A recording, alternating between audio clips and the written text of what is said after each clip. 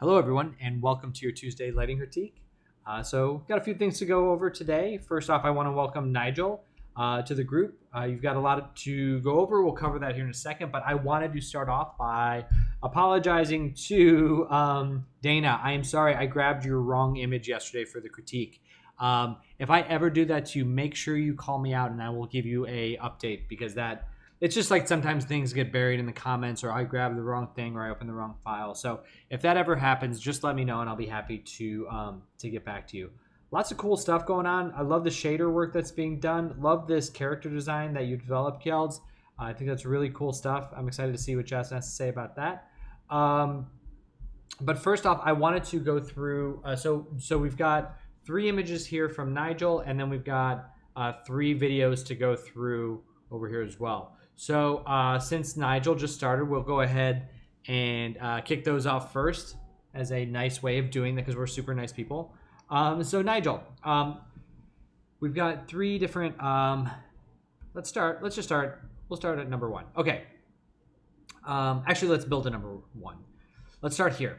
So the biggest thing about all of these is that I would really like for you to start to work on as you go through our assignments in your courses is really to work on your shaping. Because looking at this character, there is no difference in her value as we come across from the left to the right side of her face. There's no feeling of curvature. There's no like shaping. There's no volumetric. There's no sense of volume to her.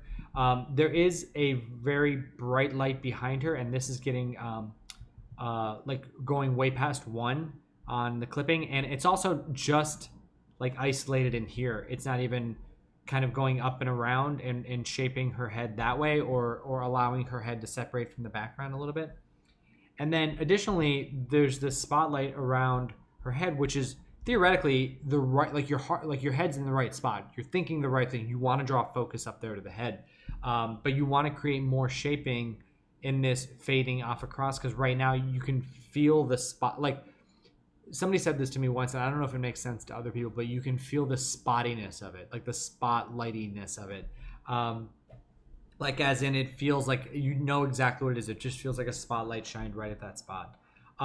So the biggest thing that you want to do is take a look at our Rembrandt lighting section in the characters, and then also the shaping section in the Power of Light course. And you'll see, a lot of talk about light coming in from an angle, creating shaping across the face, across the forehead, across the chin, especially across the nose, more shaping in the eyes, across the torso and coming across there. So that's going to be the biggest things.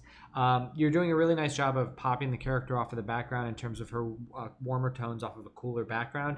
I think that's great, but there's a lot of shaping that can be built upon here. In this scene, this is a classic just getting started in lighting mistake, and that is just like basically too much light, too many light sources, right? So we've got light shining in through the window over here to the left.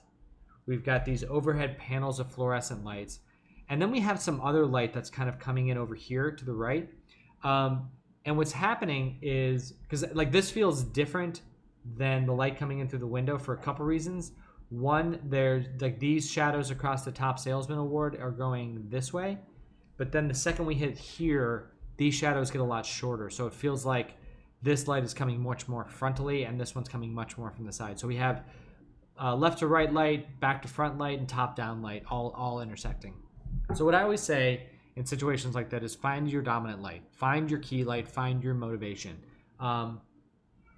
It's okay to have multiple light sources, but you really want to control them. And the easiest way to do that, the best way to do that out of the gate is to figure out which one you want to be your dominant light. So you would want like this light coming in this window here, and if that's the dominant one, then you want to like blow out, make anything outside this window super bright, create brightness here, create this definite fall off from light to dark across there, create a darker side to him over here. And then if you're going to have these fluorescent lights, use them with a little bit of color because fluorescent lights are often very green in nature. So just use them to create a little bit of a green light on him, or maybe a little top down, and really just kind of like craft your lighting in a way that's more designed and creates more shaping. So that's a totally normal one there. Same thing applies to this one in terms of creating shaping across the character. Her facial values are pretty consistent. Like looking at her neck, it's very consistent there. This yellow, it's the same color coming across. So just finding opportunities to create shaping. Now, the reason why I left this character for last is I wanted to talk about shaping in the first two and then build to this. So this is something that we talk about in the character course. It's something that's been coming up a lot in our industry. It's the idea of lighting dark-skinned characters, whether they're humanoid or creatures. And because the way that you light something that's very light, a lighter skinned character is very different than how you light a darker one. And the major difference is you really want to take advantage of specularity on darker objects to create shaping. So the look at some, I don't have it pulled up, but like look at some reference from like the movie Moonlight. Look at reference from Insecure, the TV show, from Black Panther, from How to Train Your Dragon is a really good one. I'm trying to think. Oh, in Hotel Transylvania, the little girl, the young woman, as black hair, and just like watch the specular highlights. Ferdinand, I can't believe I forgot about that one. I had to light Ferdinand for a long time. Just look at the way that we were able to get specular rims. In almost every shot, there's a cool rim on one, or cool specular hits on one side and warm specular hits on the other, to kind of create that kind of shaping dynamic. So that would be, for you, based on these, that would be the biggest thing that I would tell you. Now I want to hop over into your animated shot, which I believe, yes, this one. So for this, the biggest thing about it was just the consistency in the lighting. Like, just watch him. As he exits the elevator and moves into the space, his lighting is pretty much identical. Like, it doesn't move. And he just doesn't feel like he's moving through this space. There's not like pockets of, there's not like a pocket of light in the elevator, which he would be bright. Like, so the idea would be like there would be brightness in there from this light that's directly over his head. And then he would step out, and in this in-between area, he would get a little bit darker, and then he would get a little bit brighter. And maybe these red lights are hitting them on the side. And in terms of the overall set, like it's also looking a little bit flat. There would be, again, just like pockets of light and dark going around. And then he does this crazy thing where he does this, Doctor Strange kind of a thing where he's got this orb around him. And like, I'm not feeling the warm light on him. Like it's just not enough interaction on the space. So additionally with your, so it's twofold, which you should do. You should, on something like this, work on the interactivity of him moving through the space and the light there, and two, work on the pockets of light throughout the scene. And third, he's like, everything's looking very gray, especially his skin tone. He looks very cold or very not alive. So even in this, I would say, like, definitely warm up his skin tone a little bit. So I hope you find those helpful. This is your first day or two, so I hope, I know we've got a long way to go, but I think it's great that you've basically you're exactly where you need to be right now.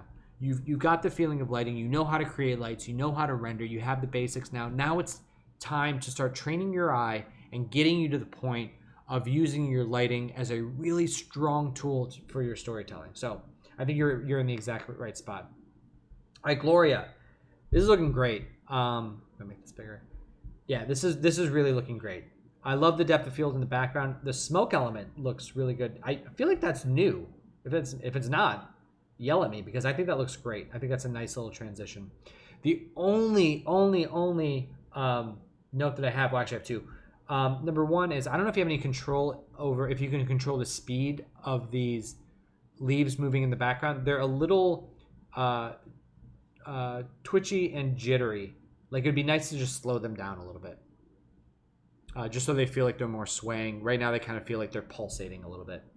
So that, and then the only other thing I would say is that the dinosaur, or the dragon, I should say, when it first pops on, there's some like a lot of gray in the chest, and like a little bit of a desaturated, like, especially actually it was in this pose that I really noticed it. So it would be nice to get a little bit of that coolness into the whites of the chest, because it's just kind of graying down a little bit. So it would be just a matter of getting a little bit more value and just pulling out, because it almost looks like it's going a little bit warm in there. So just pulling that out and making it more like of a truer white value in there, and just a little bit brighter as well. But other than that, like, this is a tough shot, and I think you've done a really brilliant job with it. Let me just double see one more thing. Just do a last quick eye check. Eyes are looking good.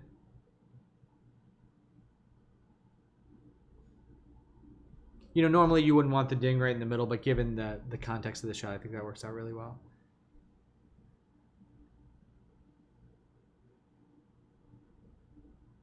Okay, I'm going to be super picky. Ready? The glow around the bug is feeling a little magenta red as opposed to the bug's hero orange color. I would just shift that a little bit more yellow. That's it. Okay. That's looking great, though. I think you've done a really beautiful job. I know you've worked on this for a while, and I think you should be proud of what you got. All right. Luiz, I didn't know you were going to be animating this. Very cool stuff.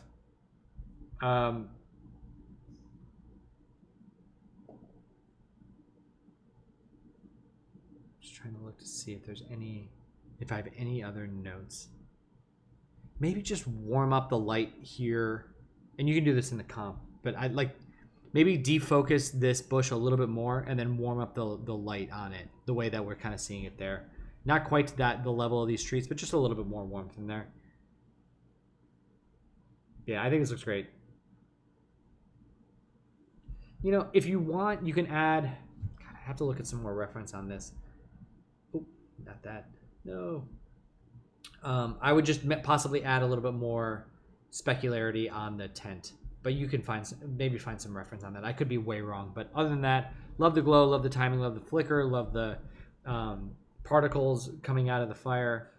It's all good, man. You did a really nice job. Okay, so that's all I have for today.